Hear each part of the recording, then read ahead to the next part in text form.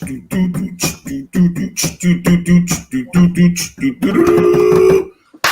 here we go, ladies and gentlemen. What's going on? This is the Sports is My Love Language podcast, and I'm here with my crew.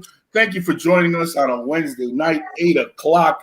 As usual, where we lead you in. Welcome to our living room, where you come in. It's just a couple of people with some real opinions on some topics that we feel mainstream media just kind of overlooks, man. They kind of do, they bypass it. They don't touch it because of what they think society wants, or maybe even what their sponsors want. But here, we're open to talking about it. And the one thing that we definitely want to put out there is we're allowed to agree to disagree, man. And we can be friends and everything's just fine. And we can have different opinions. So today, I'm here with my crew. We have the first lady, Miss Vega. Miss Vega, how you doing? Good. How are you, Mike? Fantastic. I'm fantastic. As usual, we got El Schefter, my man, Petey Pablo. Petey Pablo, what's going on, man? What's going on, fellas and lady? ready to do this. And no, I haven't checked the box on my shirt yet. So we're up there. Okay, and we're bringing in El Colombiano, my man Javito. What's going on?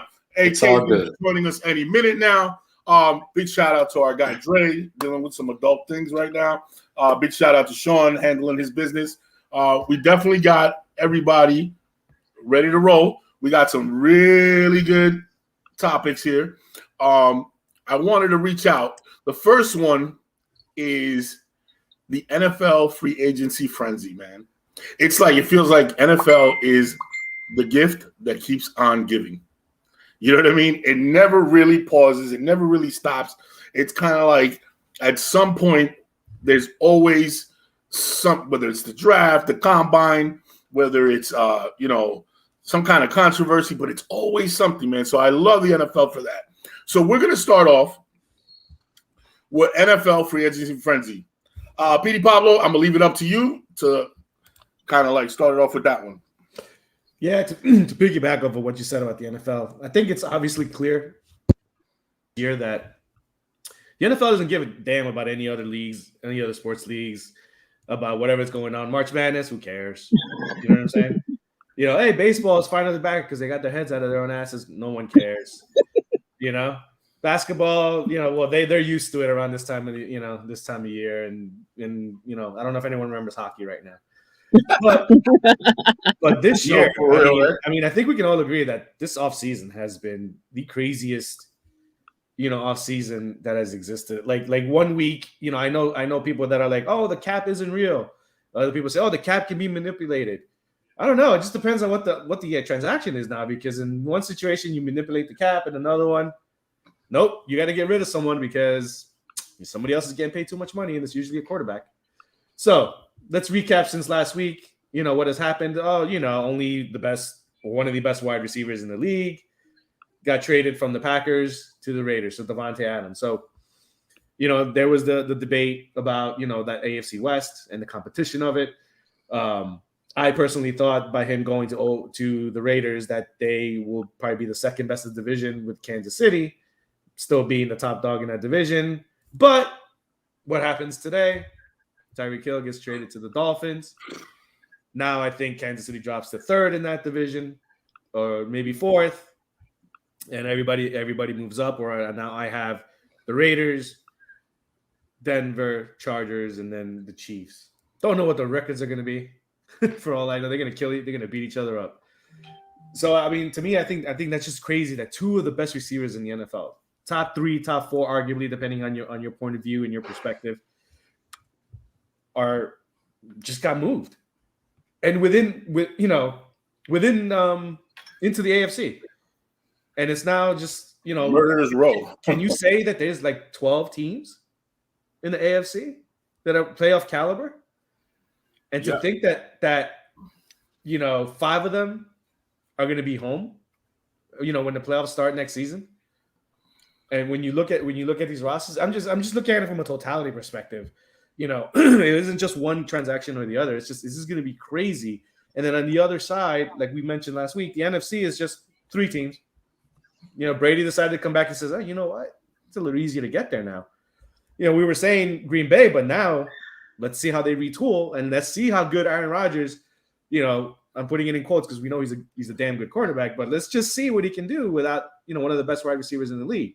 Spread it around, and he might lose Valdez-Scantling because he's in Kansas City. You might get signed with Kansas City to make up for some of that speed.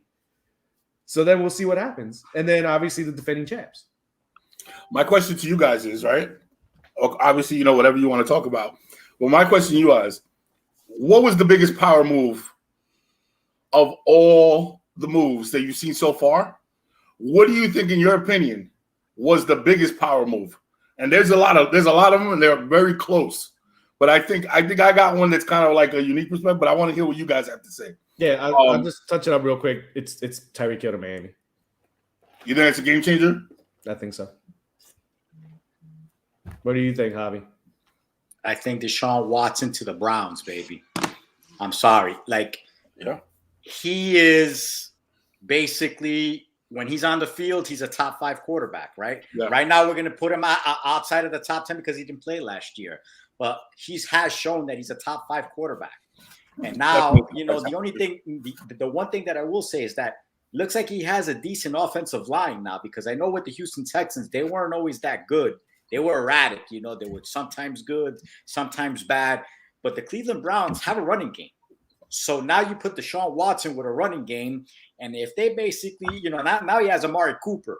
At least he has something there, right? He has somebody they could throw the ball. He could throw the ball to, right? Did they? I'm not too familiar, but did they re-sign Austin Hooper over there or no? He got cut. He got cut. All right. They're re-signing Landry, and they got Njoku.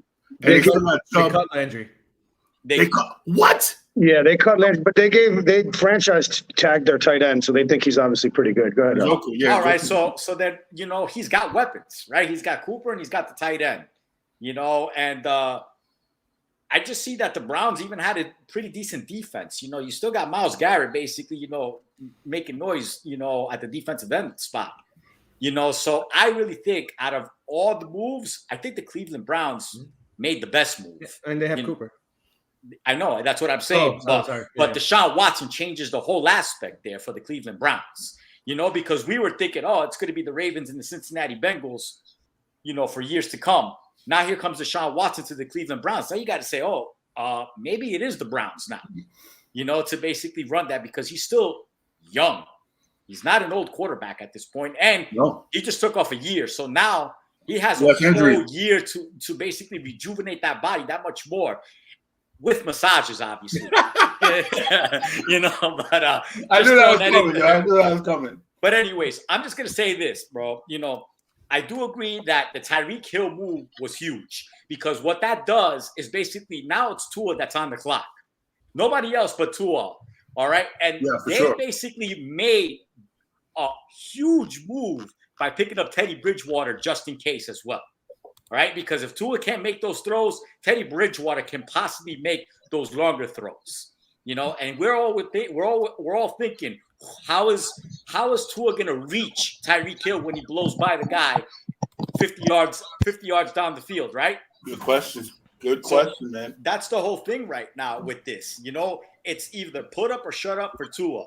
But I'm going to bring it back. All right. The AFC is I want to see every single game right now. You know what I'm saying? Matt Ryan go to the Colts is also huge in the aspect that now the Colts are the favorite for that division. I'm not sold on the Tennessee Titans anymore, to tell you the truth. I'm not sold on them. I think they've always been a decent team, but they're very reliant on that running game. And as we saw, Ryan Tannehill is not going to basically do more than what he is. He's a game managing quarterback. I agree. All right, Matt Ryan, I'm not too sure if he's just a step above that. He has shown that he can be, but there's been some regression ever since that Super Bowl from 28-3. But anyways, AFC, every single game, prime time. You could put any single game probably on the 8 p.m. Monday night, Thursday night. It doesn't matter. AFC, the conference is basically just run. It's going to be must see TV. Must see, man. It's must see. Hey, Kay, what are your thoughts? What move stood out And what kind of like was your biggest surprise from the what do you call it? From the, First thing I want to say is I was looking at some of the comments and I'm flabbergasted. And then I hear, like I see it, I saw it a lot. Pablo echoed it a little bit. Like I don't understand how anyone could pick the Chiefs to finish last. Like they have the best quarterback in football. They have a coach who literally makes the playoffs on down years. Like I don't see them miss it. Like I don't see any scenario Mahomes is healthy that team is in the basement of any division. I think that's a crazy overreaction. That being said, I wouldn't have traded Tyreek Hill for a first, a second, a fourth, a fifth. I'm not trading him for that. Like if there's two people I'm keeping on that team, it's Mahomes and Hill.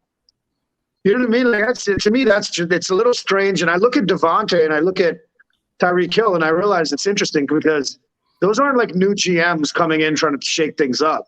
There's probably two of the top 4 or 5 most job secured GMs in football who are making these moves to trade these, the two, in my opinion, possibly the 2 best receivers in football to other teams. And so I find that strange. I think that's not something that we normally see. Normally a receiver like that has to want out. I think Devontae Adams makes a little more sense. It's Vegas. He wants to go play with Derek Carr. Yeah. Though I still think that's ridiculous compared to Aaron Rodgers. I do understand why you wouldn't want to live in Green Bay your whole 20s. Yo, for real. Tyreek Hill going to Miami has got to be the kicker, right? Like if he would have accepted a trade to the Jets, if he even had an option to accept or deny, that would have been wild. So I guess it goes back to what we were talking about a few shows ago, where the modern athlete really wants to be in Los Angeles, Miami, Vegas. They want to look about their brand outside of the sport. That's it, man. And also they like I said, like if you're in your 20s, where do you want to live? Vegas, Miami, or Green Bay, or Kansas City? All due respect to Green Bay, Kansas City. I think the biggest move is a tie between Watson and Wilson. I think that, I'm not going to rehash Javi's point because he said it right. Like the biggest thing, okay, Cooper's decent. Njoku's good. They have Hitchens over there. They're going to add another receiver. But that running game, if you can't stack the box now, that's something else, man. You go over the top. You can't put 8 men in the ball. You can't stack that box. That is something else. So, I think Javi touched on it, so I won't stay on that, but that's my opinion there. But I don't – this is it's all about what happens lately because if you look at the Denver team, they have a stacked receiver deck. They have I think the most ferocious young runner in the game, Williams, right? Yeah. They have a very solid defense.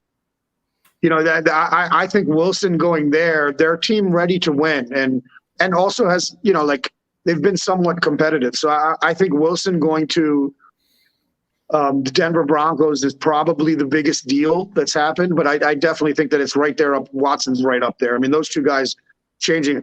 I just want to take a second to say that Jim Irsay has got to be the biggest knucklehead out of all the owners in football. Like, why would you think that Matt Ryan is going to get you over the hump at his age? Like, I just don't get it. Like, it's Phillip Rivers 2.0, or am I wrong? If you think you're ready to compete with that team and you got the best running game in football or top 3, why are you going after? I get Carson because he was coached by Frank.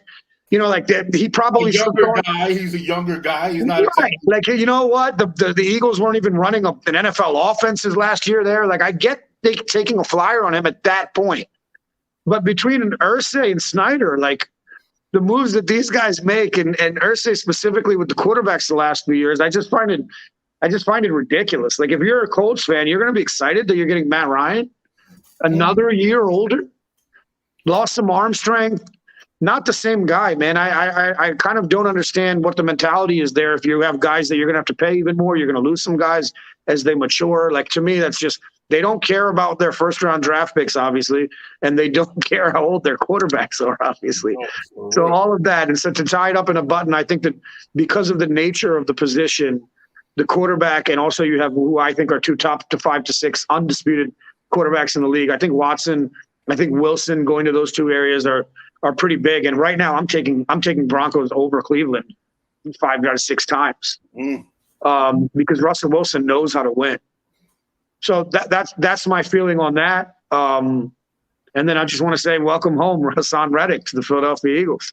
Hey, A little Temple alum, Philly guy. Welcome home, man. And then I don't know if you guys saw this, but they just announced that Mayor Adams is lifting the restriction tomorrow for NBA players and performers. So Kyrie is going to be full time. Yeah. I put it in our chat. Yeah. Nice, my man Kyrie. Jen, what are your thoughts? Yeah, man. What do you got? What stood out for you in free agency? So I'm jumping on the Russell Wilson train, and not just because of the build of the team do I think they're going to do well, but he's already taken the initiative, flown wide receivers and centers out to his house in California to start throwing. He's going to be that leader, be that father figure, be that person to say, okay, this is how we're doing it. This is what we're doing. For the future. Yeah, he's looking towards the future. He's not just sitting there and waiting to hear what everyone else has to say. He was seen throwing to Cortland Sutton for a touchdown.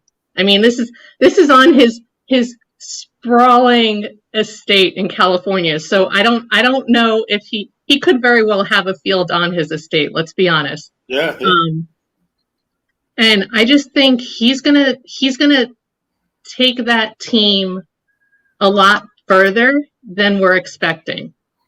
I have that feeling. He's taking that initiative, and he's got a stellar lineup, and I think they're going to go far. I agree with AK. He actually beat me to it. So, okay. Yeah, really quick, I'd just like to add, the new rumor is that the Seattle Seahawks 12th man bought a house across the street from Russell Wilson. So he's not taking the breakup well. He's not taking the breakup well. That's hilarious. Okay, so here's my take. I think the biggest news for me was the mass exodus out of Dallas. Everybody said, Dallas Cowboys, no matter how you feel about them, is a flagship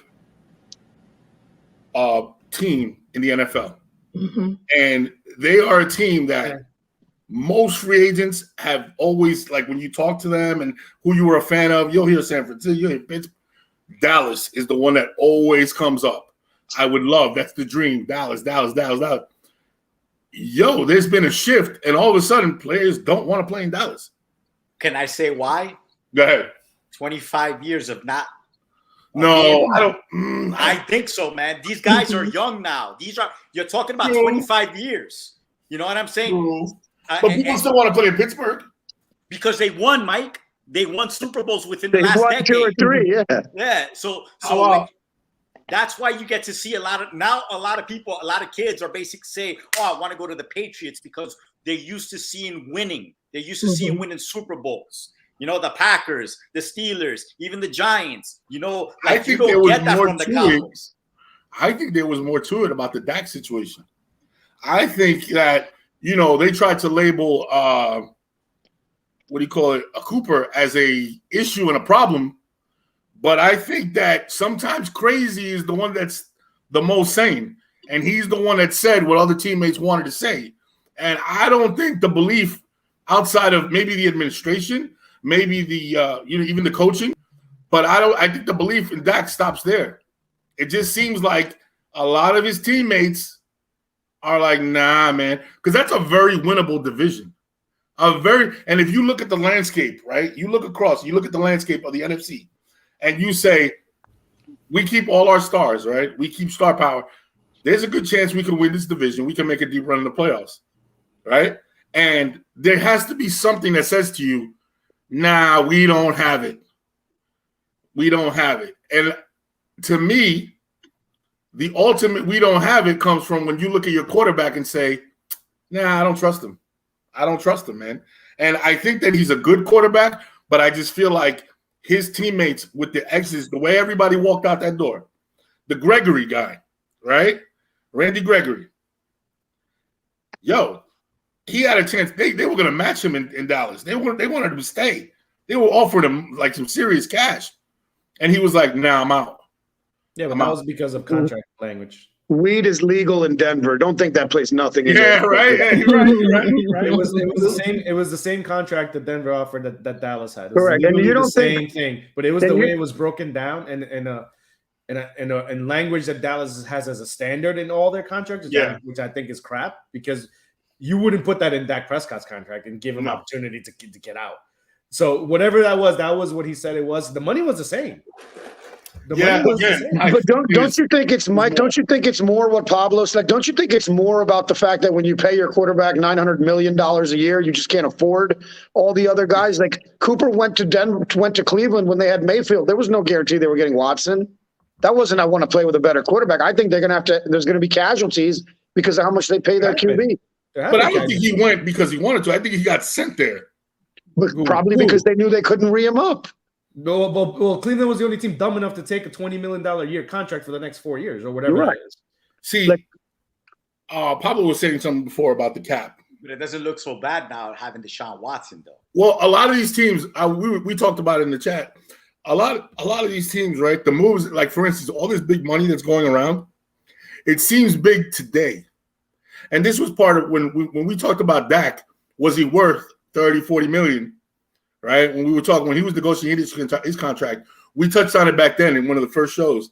And it was the reason he's negotiating as hard as he is because he knows that right now he may be at the top of the pay scale. Well, he wanted to time it 1 year less because of the timing for the TV deal, because he knew where he was going to end up. And right now there's Devontae Adams, this big money for Tyreek Hill, Deshaun Watson. Yeah, we're all looking at it like, holy shit, man, this money's getting thrown around. This is insane.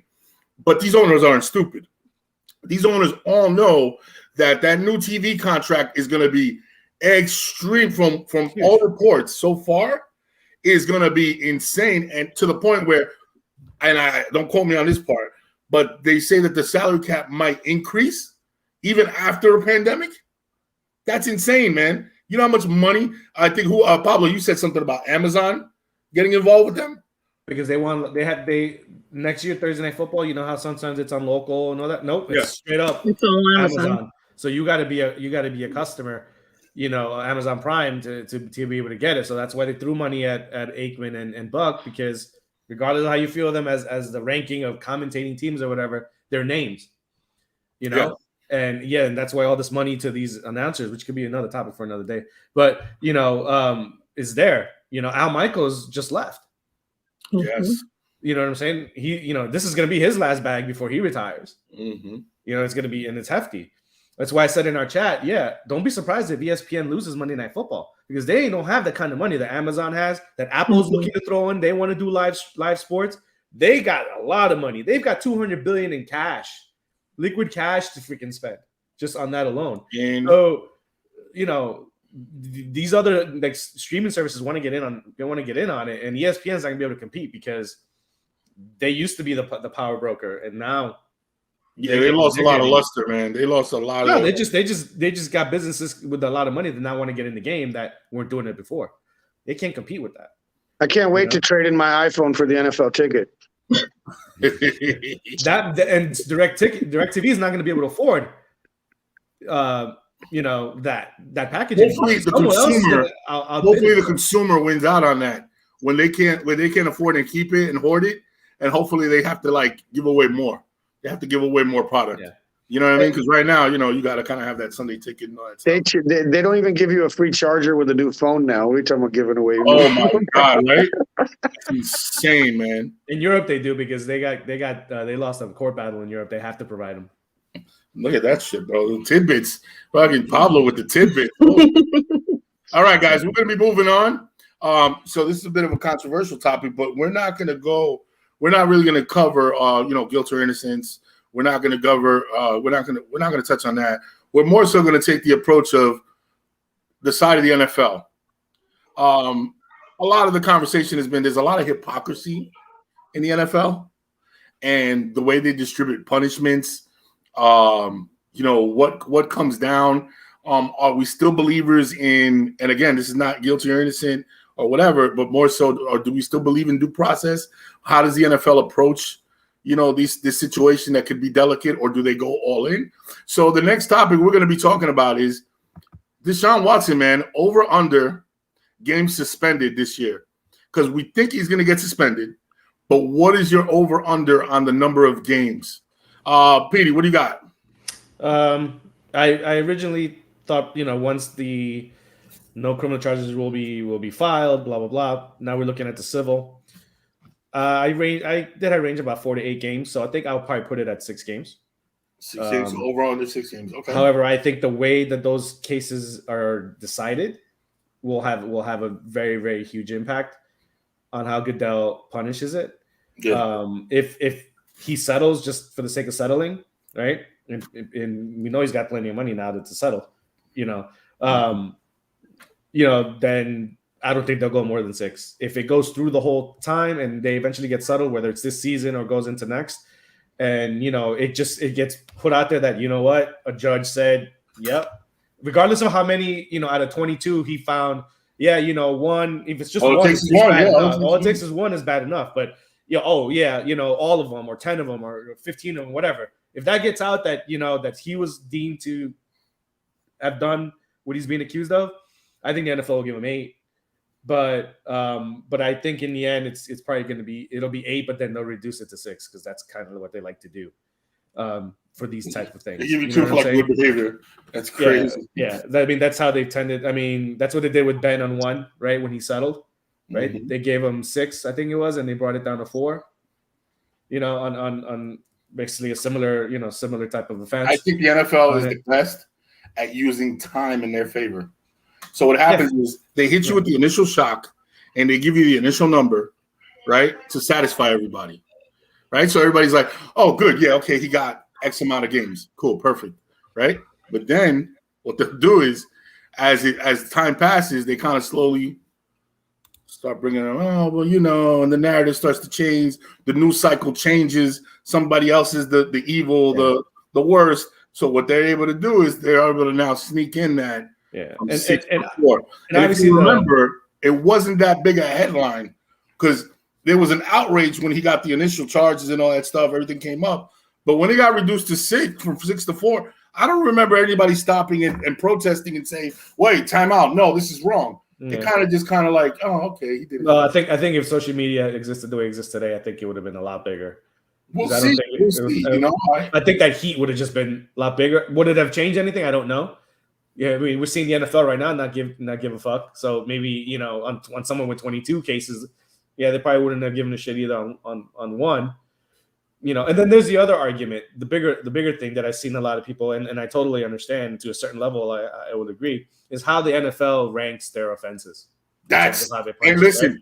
I'll be honest with you, that was at the core of me asking this question when I put it on the what do you call it? That right there, what you just touched on, was at the core of me asking, and what really the hell is going on? And really quick before we move on to Javi, my perspective on that is, people said, oh well, Calvin Ridley got a whole year for betting 1,500. No, he got a whole year for betting in the sport that he's in, regardless of the amount. So I'm okay with that year, but that doesn't mean that an offense like Deshaun Watson or things like that could be a year also. You know what I'm saying?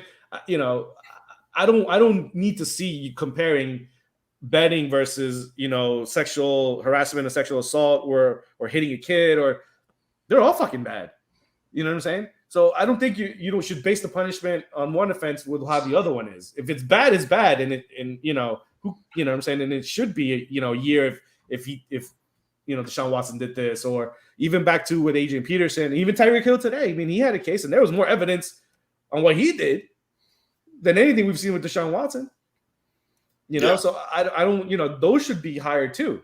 You know what I'm saying?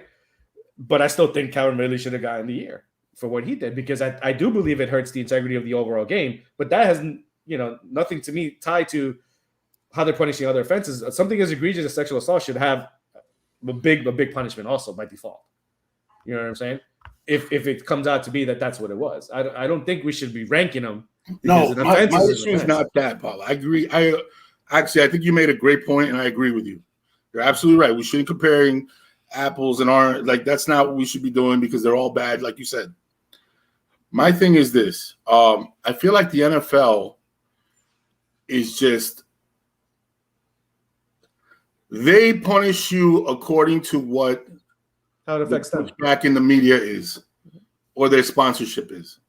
That's how they punish you. the bottom So line. if it's a That's small all it story is. and it goes under the radar, oh, we can make this disappear no matter how bad it is. All right. If it's in the media and it's in their face, they need to address it. Don't get me wrong. They're a company. Of course, at the end of the day, the bottom dollar is what counts. I get it. I'm all for capitalism. But when we start to cross into lines such as sexual assault and issues, I'm like, man, there's got to be a point where morality takes the lead.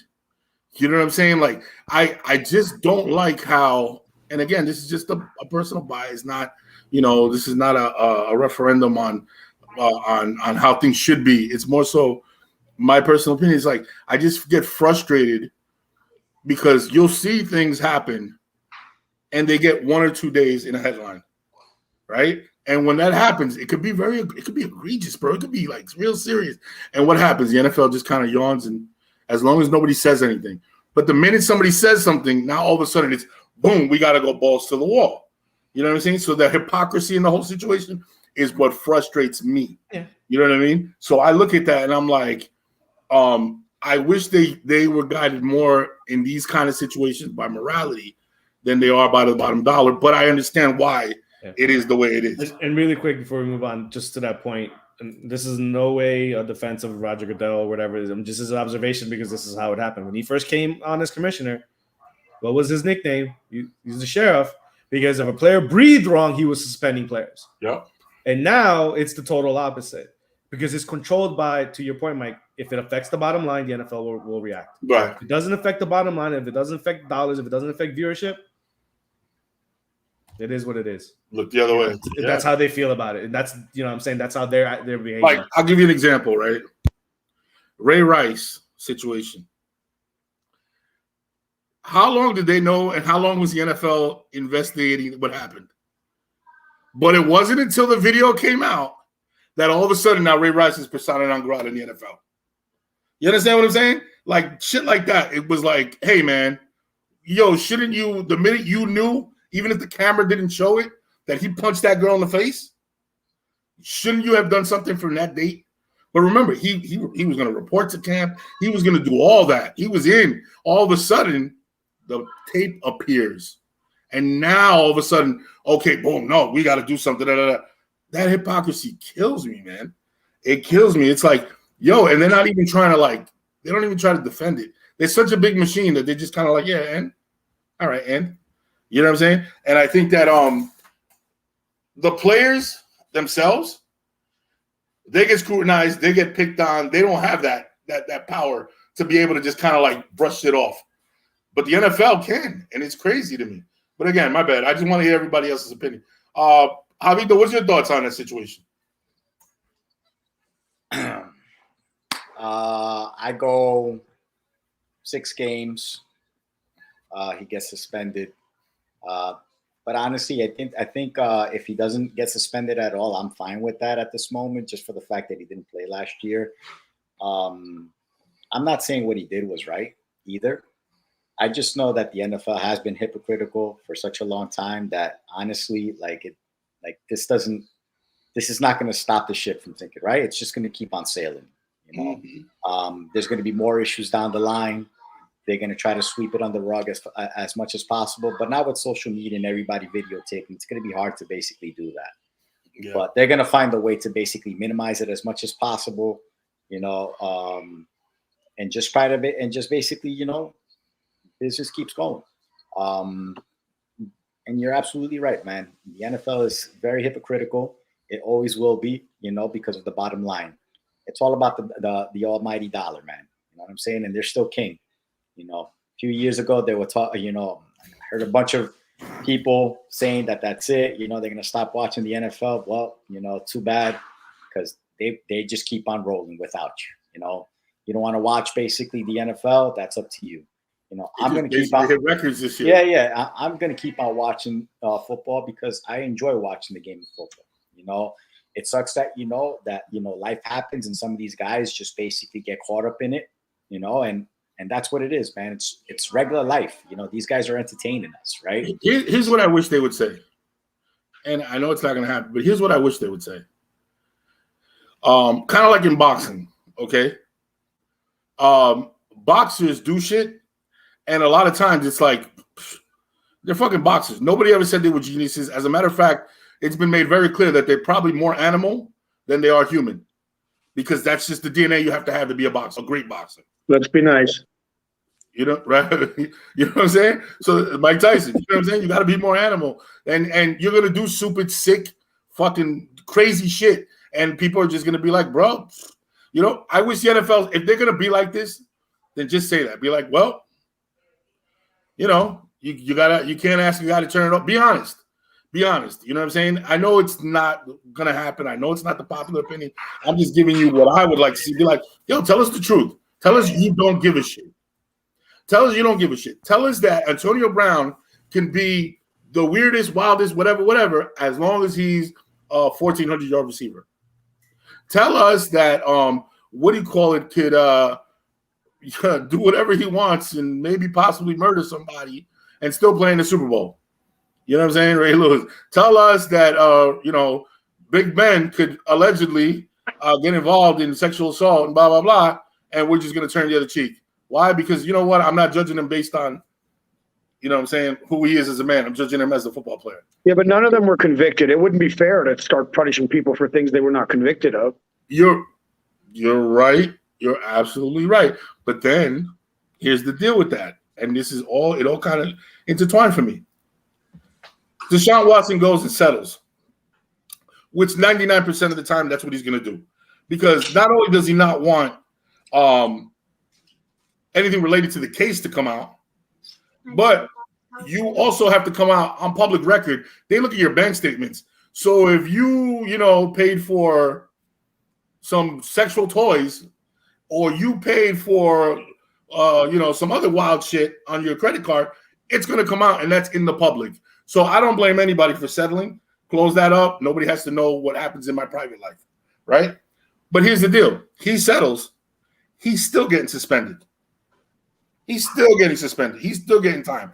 So if we're going to go by that logic, wouldn't it be that if he settled, no suspension? No, because what happened in the past with Goodell you got yourself in a situation where you shouldn't have, i.e. you should have just gotten your massage and left it at that. You shouldn't have opened your damn mouth and tried to, blah blah blah. No. Essentially, once he was not guilty. No. Once he was not guilty, and once he settled, he did do the right thing. There was nothing. No, but he embarrassed. But the suspension would be because he's embarrassing the league, and that's what Goodell was suspending people early on when he came on. Man, you were embarrassing the league. Personal conduct? Personal conduct because it's in their contracts. It's a slippery he has the power. Man. I was at Kiki on the Water, and I saw Von Miller and Antonio Brown shirtless in freaking in Bermuda shorts dancing on the table. That's embarrassing, bro. That's embarrassing. They should get suspended. No, but it didn't catch anyone's attention in the media, and it didn't cause any harm. He's joking, Pablo. There's no chance. You're not suspending people for having a drink and jumping on the table. Have you been to South Beach in the past couple of weeks, Mike? Yes. Let's not even go there, bro. Why have you been down there? Some dude walked across my car, and I took off on his ass, and he did like a backflip, and I had to like haul ass because I was like, this guy might have a weapon. Let me get the hell out of here, bro. It was, look, I hate to say this, bro. That shit was rough, bro. You don't see that happen in Fort Lauderdale, though. No. I'm from Jersey. Miami don't scare me a bit. Here's the problem. It's a different thing happening in Fort Lauderdale. People are dying for a different reason. That fentanyl is everywhere. 4 kids died at what do you call it, at America's Backyard. You have the group of guys from I forgot what school they're from. That 2 or 3 of them took their coke. The other 3 didn't. And the freaking 2 of the guys died. That fentanyl is everywhere in Fort Lauderdale. That's everywhere in the country. I mean, no. But it's like kids are dying. Kids are dying. Across the country too. So, I could tell the fentanyl is there every time I watch a politician from I'm just talking about the rowdiness is not happening in Fort Lauderdale like it does in South Beach. Nowhere near that level. Fort Lauderdale cops. Fort Lauderdale cops. Just on the side note, Fort Lauderdale cops don't care what you look like. It's a smaller city. Yeah, they're gonna take you down, and I've seen them on horseback. I've seen guys a white van pop out of nowhere, a guy thrown in there. The white van takes off. And the other reason is hotels raise their prices in Fort Lauderdale. That's the scene from Old School. You're my boy, Blue. It's between that and they raise their prices, the hotels. So they have less people, but they still make the money because people are still going to pay to go. There's only so long Florida could mask its problems for the world to see. Yeah, I think they're done, bro. No, I think they're done. They declared a state of emergency, and it's heading up to Fort Lauderdale now. The curfew will declare a state of emergency, and they're done. They're done. This whole spring break shit down here is about to be over, bro. And Ultra starts this next week. Oh, another group of crackheads going crazy. Yeah, I'm eager to get in on this topic. Is Jen's turn? Yeah. Go ahead, Jen. Sorry, we went off a tangent there. No, you guys go. It's okay. All right. Well, First of all, I'm going to take a little exception to the boxer remark. Anyone who's trained boxing, they're the most good-looking, intelligent people I've ever come across. But no, I don't know much about the investigation into Watson. I agree with both of my colleagues. I'm still at work. I agree with both Javi and Pobbs that it's probably 6 games. I think that's the sweet spot. Naturally, probably just because we're conditioned to that's kind of something that's come out regularly. But I think that I like from what I know about the investigation, I'm glad that they interviewed some of the girls and like they allowed the girls to be a little hands-on in the investigation. I think that's important. I think that he served a year, man. It's just such a tough call because you're not going to get bank records. Like that's just not something that's going to happen. So you're talking about he said, she said. Nobody will probably. There's going to be if there's settlements, there'll be clauses in there where they can't share what happens. NDAs, like I said, it's going to. Who knows what's in the end if we're ever really going to know? Probably some of those girls will write books. You could take that with a grain of salt. But I don't know what's really going to happen. I don't know what really happened. Obviously, with 22 girls, probably there's some fire there. So, I think 6 games is probably what it's going to be. And if you miss, a year and almost a half without being convicted of anything, I think that's pretty, that's a legit suspension. I think when it comes to suspensions, it's a weird conversation because Roger Goodell is the judge, he's the jury, and in Ray Rice's case, he was the executioner too. Like this is what my understanding was when they appealed, he even goes to him for the appeal. Like, if that's the case, that's tricky, right? That's ridiculous. I can't imagine that. But that's, that's why I think it just mirrors society more. Like right now, there's a big push against cancel culture, right? So people are very much like, hey, we shouldn't be, people are going overboard. We overcorrected. Now we have to go back to, the other side. So I think just society in general is a little more accepting and forgiving than it was 3, 4, 5 years ago when he was going on a suspension spree, as you want to call it. So I think it always mirrors society generally, right? I also, not to go down this rabbit hole too much, but I think you're also now to a lesser extent, but at least to an extent, black athletes are getting some of the treatment white athletes got before if they're superstars, right? So like, I'm not saying it's equal, but traditionally black athletes wouldn't get that type of leeway that the white superstars would. And I think it's somewhat, trending towards closing that gap. So you're seeing it more, I think. Tyreek Hill had that today. Because look what Tyreek Hill. Tyreek was on video saying he was going to kill his girl, right? No. I mean, the power is to the power structure, just in control of themselves. Yeah. Because with the trade today, he had no trade. He wanted to take the Jets offer, and he said no. And they had deals, right? The Jets had a deal, Miami had a deal, different deal. Actually, the Jets didn't even offer 1st-round picks, and Kansas City was like, all right, for 2 seconds. Yeah, but early, it was up to Tyreek Hill. 38. It was up to Tyreek Hill, and I was gonna actually bring it up as a topic for next week in our pre-production to do at some point because we talked about at one point how QBs were kind of shifting the power, right, in the NFL like NBA, and I think like wide receivers. Now we're starting to see that, but. Yeah, and I think it also doesn't hurt that you're seeing younger wide receivers have success earlier in their careers than they did a few years ago. So I think that probably makes a team like Green Bay or Kansas City that has such dynamic quarterbacks be able to take a little bit more risk there because they know if they bring in the right player, they could still get 80 to 90 catches and 11 or 1,200 yards and 6 to 8 TDs. That wasn't happening with any regularity years ago. So I think that's another thing. I also think that what they're doing now is they've been fighting the anti-NFL sentiment from kneeling, from then the other side of that argument, getting rid of Kaepernick, then the CTE. Like the NFL is busy saying, to Javi's point, and I think Pablo mentioned the same thing. Like they're busy saying, like, you know what, we need to keep growing this while we're fighting headwinds. And so it's a big kind of like, look, we're talking about the NFL and it's March. You know what I mean? Like, so obviously stuff like this is good for the sport.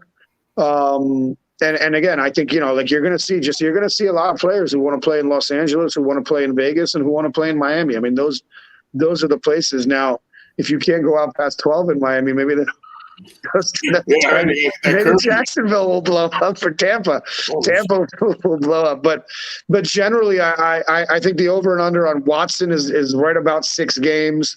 I think Cleveland, what did they sign? Case Keenum? They could keep their head above water for that time. But hell of a division. I think, you know, with the NFC West getting a lot of pub as they rightly should, you could stack those quarterbacks in the AFC North now against any other division as well. So I'm happy that Cleveland could potentially have a winner. I'm completely ambiguous to Deshaun Watson. I think he's a hell of a football player. I have no idea what kind of person he is. You know, if he did the things that they said he did, then, you know, that's kind of messed up, man. Like, you know, consent is very important. So to all the women who suffered from that, and also guys, if they've suffered from that, then, you know, like my heart goes out to you. But I think that Watson in Cleveland is a good look for the team, and I certainly think that they're not going to suspend him for a year. So probably 6 games, max 8. Yeah, I agree with that. I agree. I think we could all come up with that number. Yeah, I just had to say 6. Some stuff at the end because I didn't want my whole segment to be jokes. Yeah, about 6. I would say. The one thing I'm gonna say is this. What do you call it? You know what? I think we put a bite on that. That's fine. 6 games. That's the consensus. Yeah, wait till we start talking about how the coaches behave as much as we talk about how the players behave. Oh, yeah, we got to definitely talk about my man Urban Meyer next week. And freaking, you know what I was thinking too when we talked about free agency?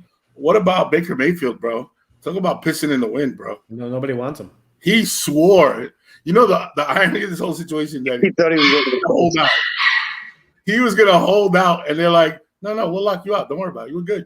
We're good. And there's no market for him. There's no starting market for him right now. He's going to Seattle. I don't know if they want him. It's got to be the best fit, man. What are you going to throw Geno Smith out there? Yeah. Drew Lock. I guess Drew Lock they got now. Yeah. So, yeah, we put up a survey, and it was like, who's the better quarterback, Baker Mayfield or who's the other dude? Jimmy G. Jimmy G. Who you guys rather have, Jimmy G or Baker? Probably Jimmy G. Is terrible as that sounds. I'm like, he's proven. I'm not a big Baker Mayfield. I don't think San Fran even wants to trade him right now. I don't know how they're feeling right now about Trey Lance. No, I don't think so. I don't think he's ready, man. I don't think He may not be ready. No. Well, hey, man. I think other than Alex Smith, I think Jimmy G gets the rawest deal ever, bro. He gets fucking jerked around. He's not that good, Mike. He's made over $100 million. And look, what are you talking about, bro? His name is constantly in trade. He's really not that good, man. He's constantly in trade talks, bro. He's not that good. Yeah, but he should be. Like they're a quarterback away from being in. They were a quarterback away from being in the Super Bowl. Yeah, maybe you're right, but I don't know. They're all right, a quarterback away from winning the Super Bowl. Right? Like you switch those quarterbacks. What do you think was going to happen? Hey, what about the Philadelphia Eagles? What's a notable move they made? All we did was sign Hassan Reddick.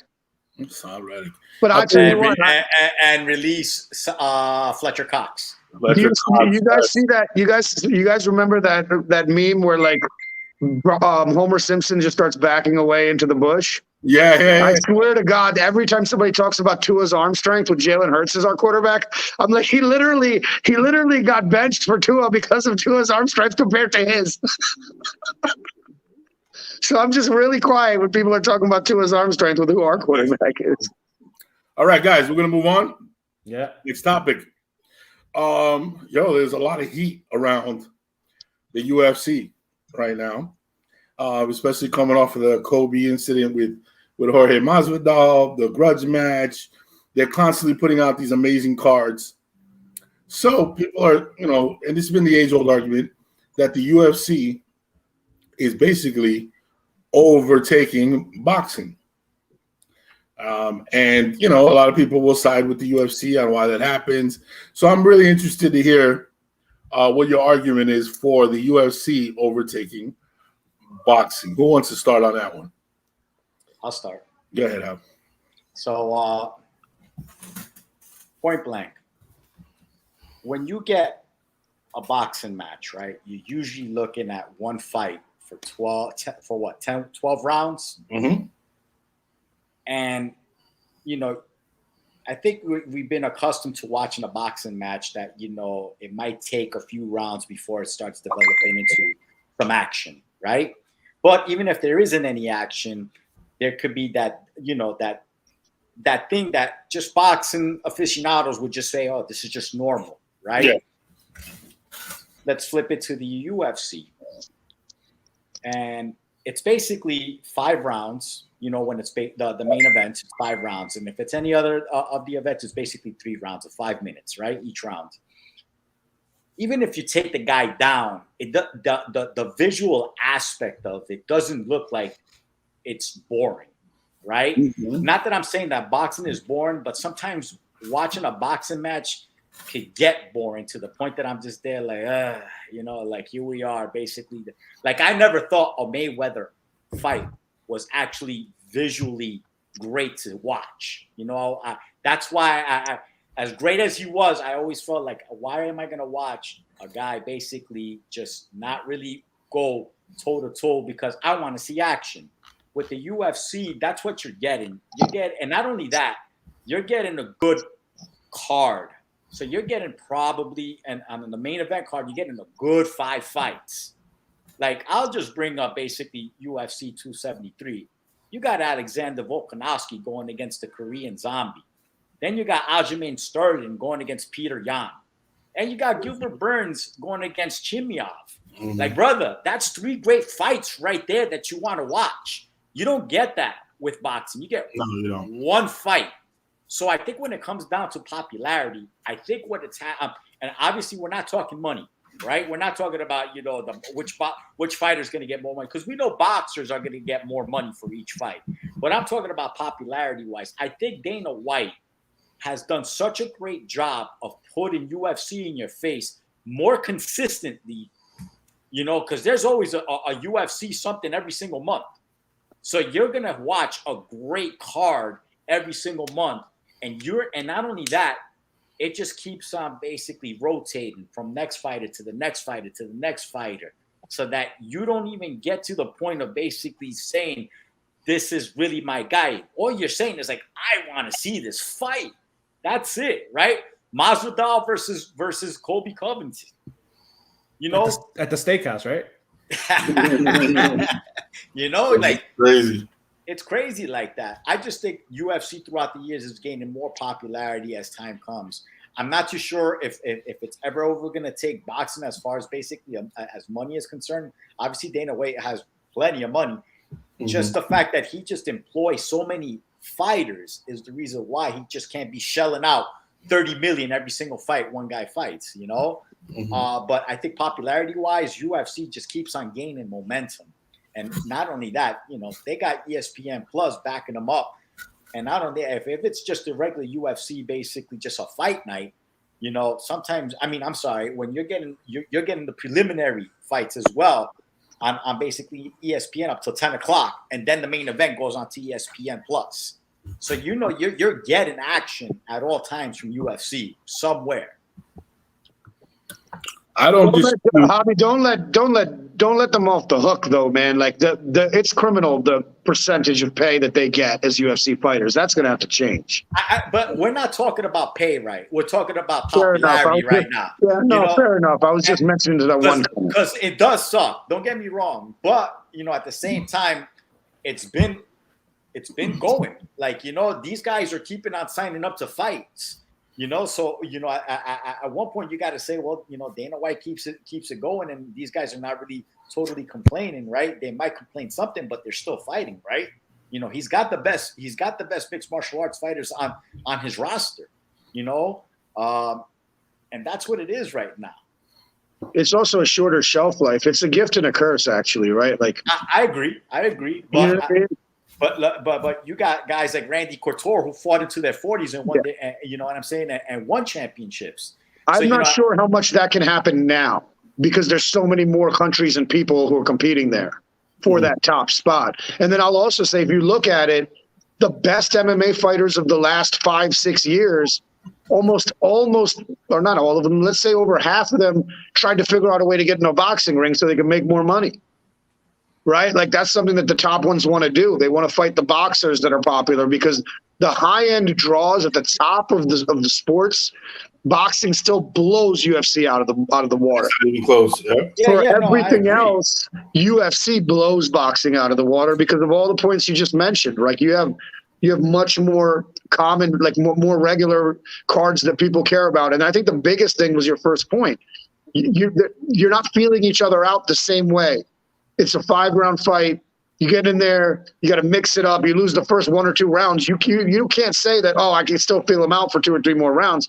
You got to go hard at that point. Correct. Because 1 more round, you're done.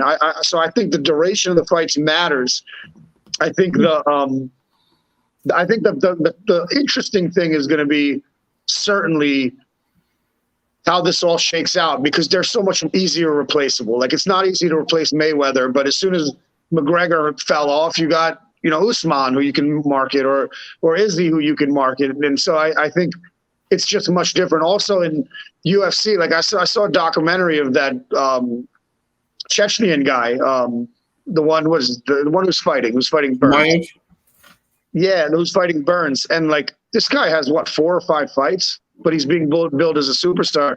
Then you look at Berlinga, who knocked out his first 16 opponents. He hasn't as great a showing in the last 3 fights, but people are like, we wonder what he's going to be. I mean, it's just different. And I think it's also a lot harder to be a specialist. And I think with boxing, you are a specialist. You're not attacking with your feet. You're not wrestling. You are a specialist in how you are able to fight and able to attack. And so that takes a lot longer to train to get up to speed than somebody who's just a really good fighter or was a high school wrestler or a college wrestler who's saying, all right, now I just got to learn how to strike and I can go in there and pick up things by doing extra training in 1, 2, 3, 4 years. I think it's just that part is different. Is UFC overtaking boxing from an average fight card perspective? They probably already had. I'm gonna say this. From a top end fight perspective, I don't think they're close yet. I'm going to say this. I think we're making the wrong comparison. It's not UFC versus boxing. It's MMA versus boxing. UFC is just one component of MMA. It's the biggest. But nobody else. Nobody but avid fans. And that's why when we make this comparison, it's not even close. Boxing is way more popular. Boxing is way more popular because boxing as a whole, compared to MMA as a whole, boxing is much. Now, if we break down specifically the UFC, their marketing tools and what they've been able to do as a group, yes, and they are phenomenal. They put out the most and the best product. And yes, within that culture, the subculture of the UFC is the most popular within the whole. But now, when we make the comparison, let's talk about let's talk about Bellator. Let's talk about whatever. Let's talk about when's the last time you had hyped to call and to find out a Bellator fight. I haven't. Let's find out the last time you got hyped a Legends FC fight. You haven't. You know what I'm saying? So overall, MMA has not overtaken boxing. Boxing is still way more popular. Within MMA, the UFC is a spike. They're a peak. They're the best. Yes. And I think on some occasions, right, it takes 5 main fights, really great fights, to compare to when one Canelo fights. When Canelo fights, the UFC delays their broadcasting Canelo doesn't. They yield to Canelo because they know their ratings are going to suffer when Canelo hits the ring. Didn't Canelo delay his fight to watch the MMA fights? To watch them. Yes, to watch them. Right. They asked him. And Dana White was sitting courtside, ringside, watching Canelo's fight during one of his events. You know what I'm saying? Point being is this. At the very peak, that's just peak, Canelo. No, Like no, don't make it seem like that's every single No, boxing. there's no, only- no, no. But Right. if I put Terrence Crawford against Errol Spence, that'll be bigger than any UFC fight comes up. But Mike, that's the problem also too. I think like in UFC, it's easy because Dana White controls all the fighters. Yes, he controls it. That's what I'm. There's That's a the point I'm big trying fight to to be make. made. They're making it. Yes, and that's under the current status, right? The status quo. Yes, UFC individually is the best of all the products across boxing, across MMA. UFC is the best product, right? I give you that guy. I concede that 100%. Everything you said was absolutely correct. But when you compare apples to apples, which is all of MMA, to all of boxing, boxing is still king. Because I can go to the WBO, match their two best fighters, right? And it'll blow away anything that happens in Bellator. I can go to the WBC, match their two welterweights, match, let's say, freaking Keith Thurman versus Manny Pacquiao. It's going to blow away anything that Legend FC does. I could go grab, you know what I'm saying? That's what I could do. Now, if I'm comparing them to the UFC, yeah, you're right. I can't, because a lot of times the UFC stacks their cards. They do it right. So that's all I'm saying is when we compare apples to apples, boxing is still king. But within that comparison, UFC is by far the best product. And as an entity, is the most popular. If I have to spread it across the table between WBO, WBC, welterweight, heavyweight, all those things, and put the UFC in there in that mix, the UFC will come out supreme and be the most. Do you think there's any generational aspect to your thought process on this, though? Because, for example, how many Bulls fans do you see under 15 years old? How many Cowboys fans do you see under 15 years old? How many Steelers and they've even won, or Niners compared to our generation? Like right now, I've seen every boxing gym, almost every gym that was a boxing gym when I grew up is an MMA gym. So the guys who are under 20, 15 years old, they don't want to box the way we did. They want to fight MMA, which means when they're our age, it'll likely be more popular. Yeah, more than likely, yes. More than likely, yes. But again, the dream is to go to the UFC. The dream is not to become an MMA fighter. You know what I'm saying? The dream is the UFC. So like I said, it's like I just, for right now, yes. In the future, I believe that it will come a time, because of what you just said, where the generations are now investing and they're going to be more well-rounded athletes. Like before, you could be a jiu-jitsu specialist and win. Now you have to have your jiu-jitsu, your wrestling, your stand-up Muay Thai, whether it's Muay Thai, whether it's boxing. You have to have that. And these kids that are coming up, that's why a fighter like Matt Hughes, right, who was a wrestler, dominant wrestler, right? You throw him in there today, he gets destroyed. And he was all-time great champion, and he'll get destroyed because he doesn't have enough facets to the game. Hoist Gracie, who won 1 and 2 and 3, or he won all those early UFC. You grab him, you throw him into the mix today, he doesn't last a round. No, of course not. Against a lot of these fighters. Why? Because they're well-rounded. So yeah, you're absolutely right in that aspect. My whole thing is we have to make the correct comparison. The correct comparison is MMA to boxing. Let me ask you this, Mike. Go ahead. Women's boxing. Is it better than anything in the UFC has done with the UFC fighters as women? Because right now I can name you 3 girls right now, 3 women right now. Yes, they have not promoted. And let me tell you something, Javi. So that's a good thing. MMA has even promoted women's sports a little bit better than boxing. Yes, absolutely right. There's no disagreement coming from me, because to me, it is a disgrace that Clarissa Shields, right, is not treated as... She's the best female boxer in the world, arguably, now fighting MMA. Ever. But she went to MMA. She did the opposite of what the guys did. Okay. Yes, so just to get some recognition. Yeah, well... Okay. So then it makes... That's a point in Javi's favor right there. Yeah, absolutely. No, you're right. That's true. What do you call it? For women's... If we're going, like, again... The UFC is Conor McGregor's name just as big as one of these boxers now? Today, yes, but it's not as big as Floyd Mayweather. Okay, no problem. So we're going to compare the top to the top. No, I'm just saying these are household names now. Yeah, right. Maybe 20 years ago we weren't knowing, the Hoist Gracies like we know. You know what I'm saying? But right now, like Charles Oliveira should be a household name for what he's done. You know what I'm saying? I'm gonna tell you like this: how John Jones fights, right? Yes, yes. His ratings don't come close to anything Deontay Wilder does, anything Tyson Fury does, anything even Anthony Joshua does. Mm-hmm. They're not even close in ratings. People, because the heavyweight championship, unfortunately, the fighters aren't what we want, but it's still like the prize. And so you got an all-time great, all-time GOAT in John Jones. And you cannot compare it to any of the three, what I consider good but not great heavyweights. You know what I mean? So right there, that's a Israel Adesanya who's Tyson Fury is gonna come find your ass for saying that, bro. Yeah. Yo, for real, right? Israel Adesanya, who I think has the potential because of his knowledge of pop culture and the way he is and his style and all that stuff to be a superstar.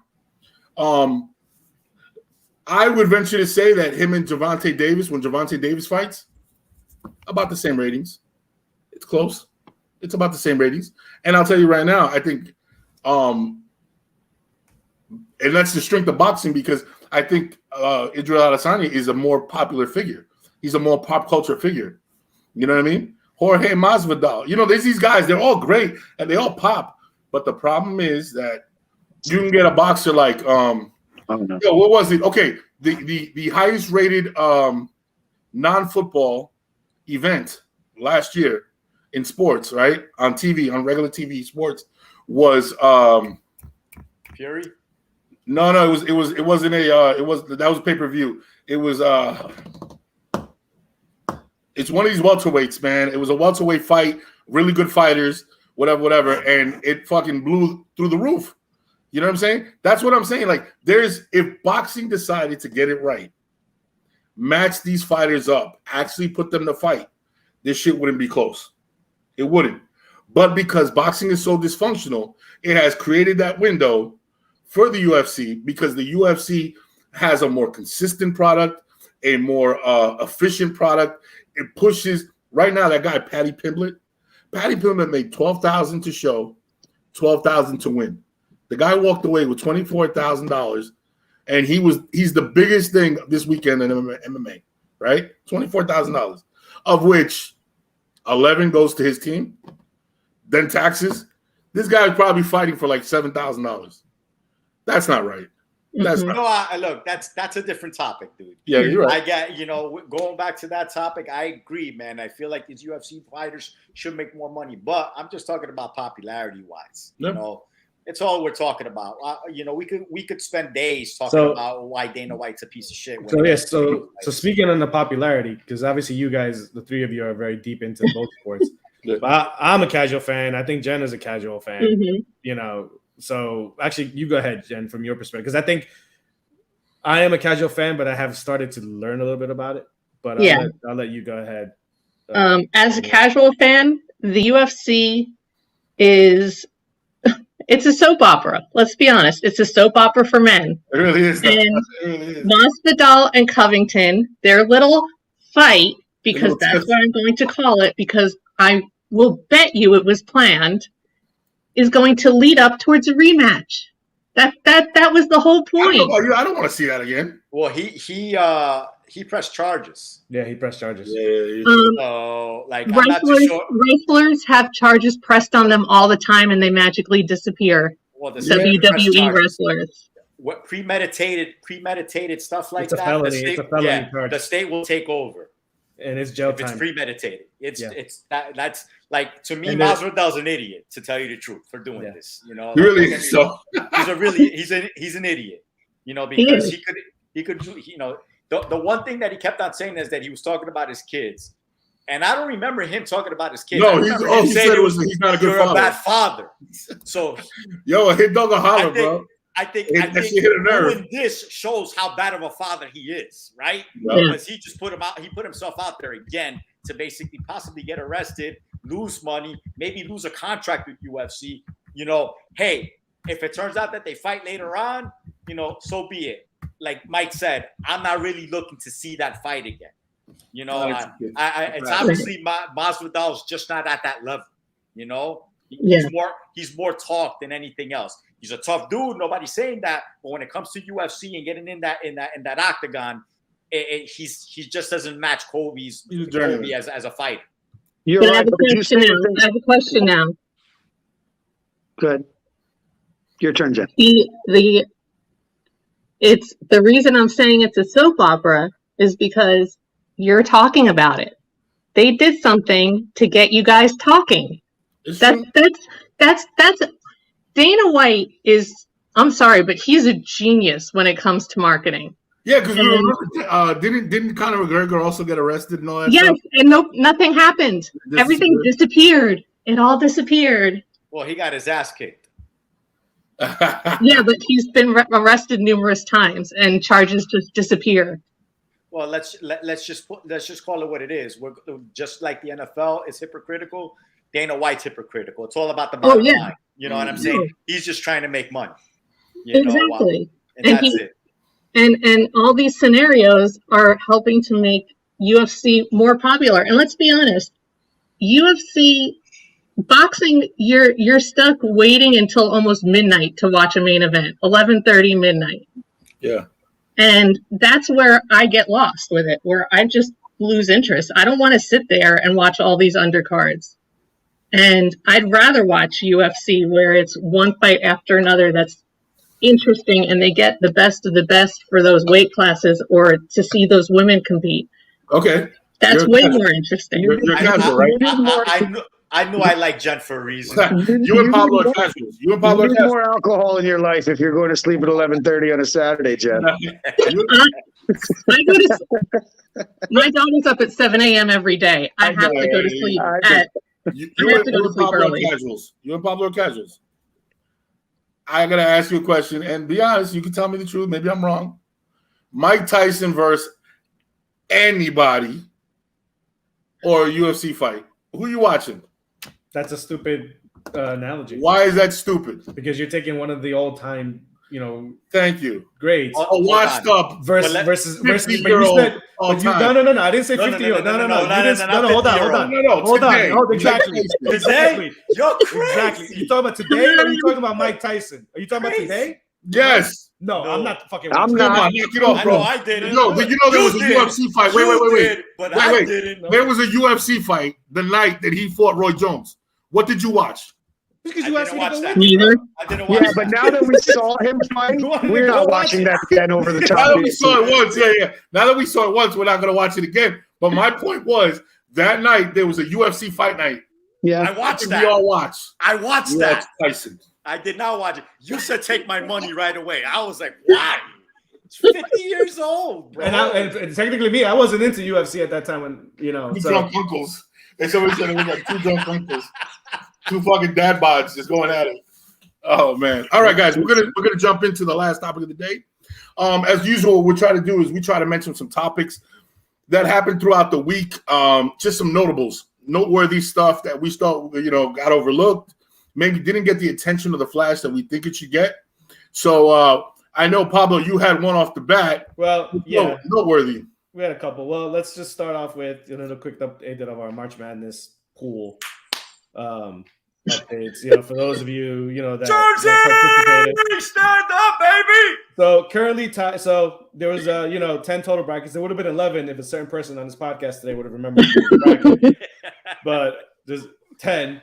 So there are 10 of us, and currently tied for first place in points is Sean Smith, Carolina Bellani, and myself. Tied for fourth place, George. I hope I don't mispronounce your name. Clow. Francisco Perez. Tied for sixth. Clow. Okay. Tied for in sixth place, Emmanuel Moses. Tied for seventh place, Dropping Dimes, and Jen. The best for last, baby. That's right. In ninth place, Juan Restrepo Rodriguez. And in last place, Mr. Irrelevant right now, Javi.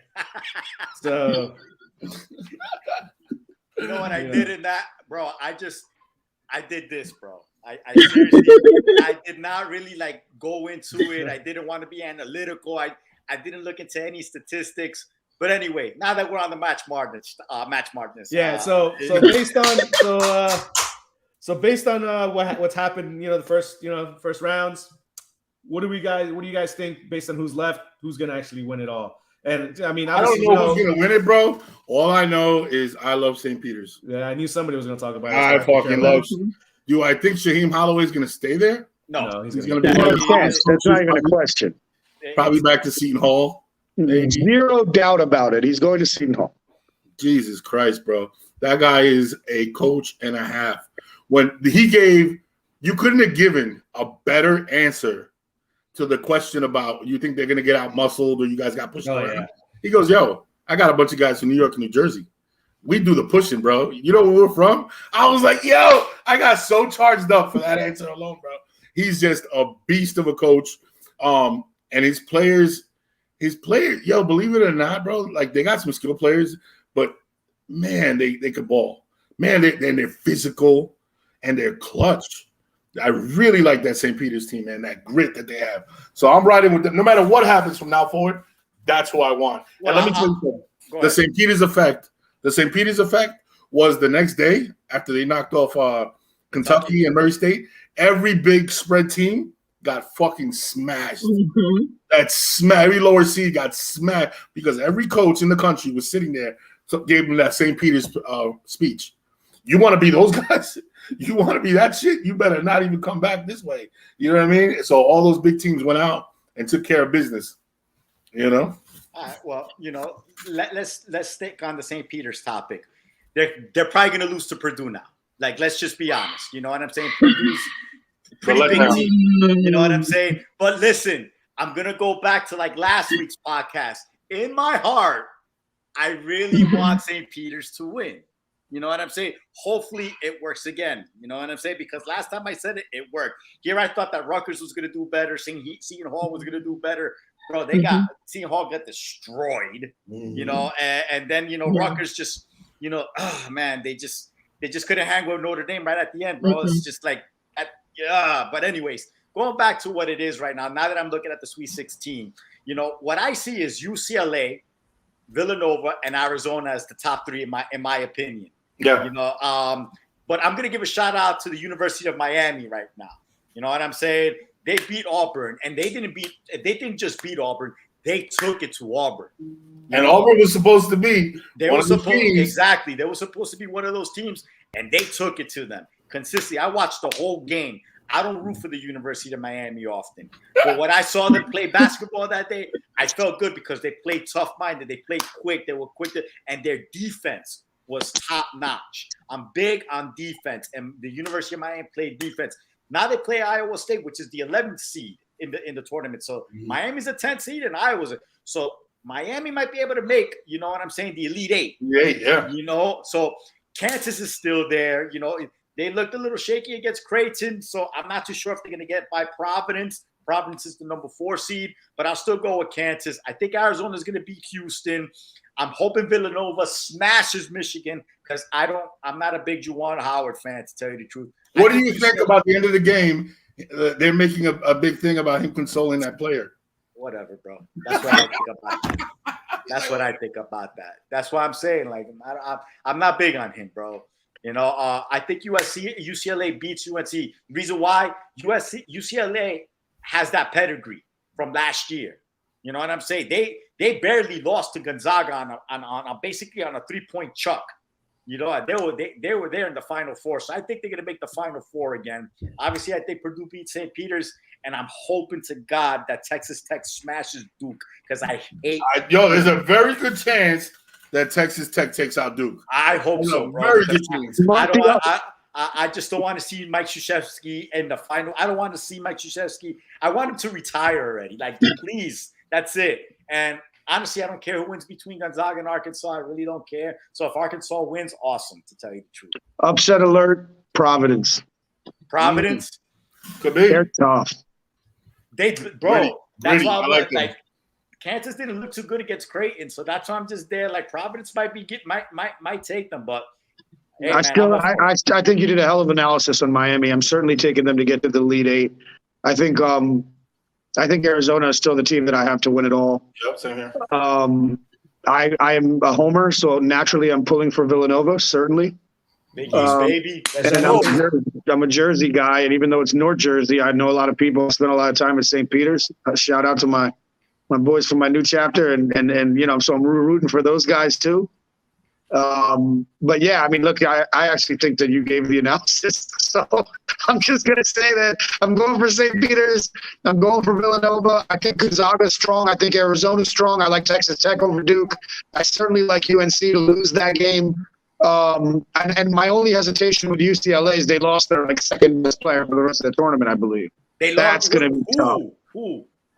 Not Jusek, the other guy who's like a lanky, light-skinned bull. Wingman, yeah. Yeah. He's a bucket getter. Yeah, he gets busy. Wong, something like that, right? No, I think you're wrong on that name. I think it's more. No, I think you're wrong. What you got, Jen? I wish, it might sound silly, but I wish more people did the brackets. And the reason I say that is I was never interested in college basketball until I filled out a bracket. Right? I found myself watching it and getting my husband in and getting him to watch it. So I don't really know anything about any of the teams flat out. I just picked based off of a 5-year-old's picks. But I have 1, 2, 3, 4, 5, 6 of my picks have made it to the Sweet 16. So we'll see how it goes. Listen, you keep saying that you have the same amount of odds that I have because I'm terrible. Like my picks went out the window early. But no, somebody was mentioning, who was it that mentioned the tennis player? Oh yeah. We were talking about how it went under the radar. So that was the other thing that I saw today that I wanted to see what some of us thought about. Retirement age of 25. Yeah. Mm-hmm. Yeah.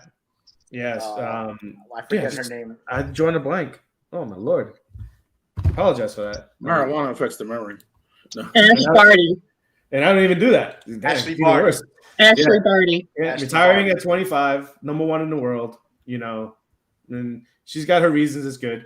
Glad that she's made $23 million in winnings, though. So I think she'll be all right. So that's good, But think about that. I mean, that if you project out. I was telling these guys earlier, right? And I wasn't going to say it on there, but I think tennis is one of those sports where the overcorrection is crazy because she's number 1 in the world, 3 Grand Slams, all this money, even has some decent sponsorship, right? Mm-hmm. And this is basically going on the afterthought of like Sports Center, the afterthought of Fox Sports, maybe like a blog on the internet that you might see. This is not headline news, right? And I'm thinking to myself, briefly, but Naomi Osaka being depressed has more news than a retiring champion. I'm not trying to compare the two, but I'm just saying like a lot of it is tennis had it because it was predominantly white sport for so long, and with the injection of minorities. So whenever there was a minority, they really like blew them up and like really like jumped after them. And Naomi Osaka and Serena. Don't get me wrong, Serena's great and all that stuff, right? But they kind of like, and I feel like because this girl was back to the status quo, that they didn't make it a big deal. Had this been Osaka, had this been anybody else, of color, I think this would have been a bigger story, unfortunately. And she's been around for a long time. I was reading a story today, and she actually took a break back in 2014 because she was dealing with burnout. So she's been on the scene for a long time, but she's saying that this time she's leaving because she wants to. She's done with traveling. She just got engaged over the fall, so it looks like she just wants to settle down and start a family at this point. More power to her, man. More power to her. No, So and think I also about say there's in my mind 100%. If it was flipped and Osaka was retiring and she was claiming mental health issues, she would get the press because the press about mental health is more important than retirement right now. I don't think it's as much of a race thing. I think that I don't know, man. I just think she's for so many accomplishments to be retiring so quietly. It's just it made me think. I'm not, again, I'm not gonna put it all on that, but I just feel like if the number one player in the world retired because of like mental health reasons, that'd be the biggest story in sports. you're probably right. Yeah, and also because women's tennis, right? And we talked about it literally on our first episode with Life After Serena and Venus, right? Yes. There hasn't been a dominant, one or two. It's kind of been like a round robin per se of number one. So there hasn't maybe. Yeah, maybe that's what unless it you're is. the true hardcore tennis fans, but to the casual fans, like we were just talking about about combat sports, okay, she was number one. That's great, but. She just won the last one, but how many has she won overall? Many Grand Slams and blah, blah, blah, blah. So she wasn't a dominant number one. You know what I'm saying? Because to think about it, she would have been a dominant number one for like the past 2 years. Yeah, probably would have been different. different. You retire, like, whoa, you've been killing it. It probably would have been different. That might have had a little more headway, so, but to your point, Jenny, because I actually hadn't really read up that particular part. She was burnt out at 17. Yeah. Which tells you she's been playing since she was really, really young and playing at top levels. So if you think about it, okay, maybe she started competitively, 11, 12, 13. Yeah. So you're going to almost 10 years.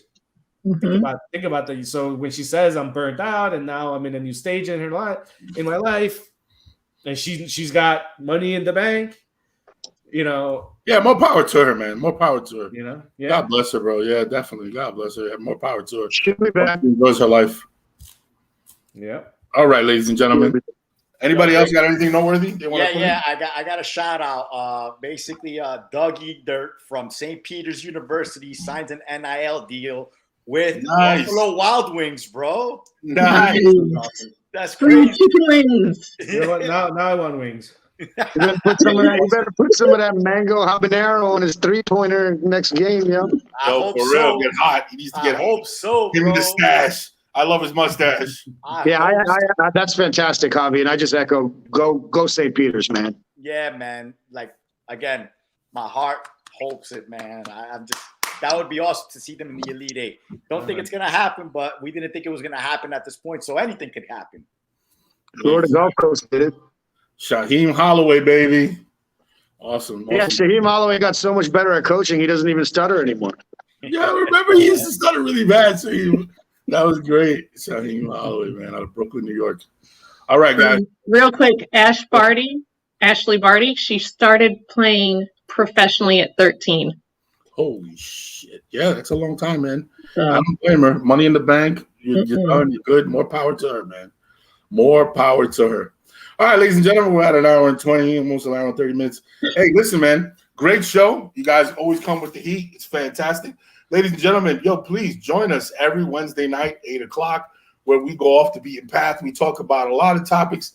Like I said, I think you witnessed it tonight, where there's a lot of angles that the mainstream media is just not going to cover. They don't want to talk about it.